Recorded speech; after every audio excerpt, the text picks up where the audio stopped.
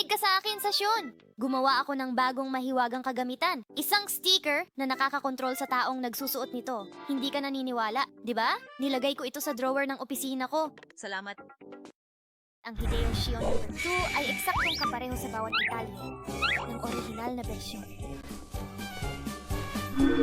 Wow, ang henyo ni Shion, kaya niyang gawin ang lahat. At saka, padalhan mo ako ng boses mo gamit ito. Ako, hindi. Tama iyan, magandang umaga, Shio-chan! Oo, tama yan. Naku, pinagtatawanan mo ako. Hindi ko nga napapansin, ang tanga-tanga talaga ni Kurone. Baka peke lang.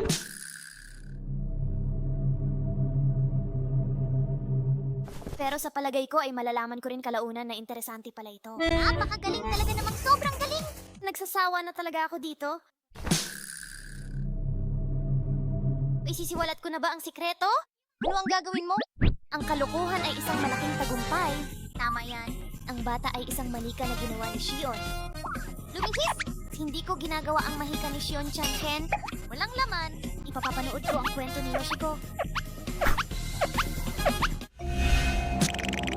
Hindi ko pa isisiwalat ang sikreto.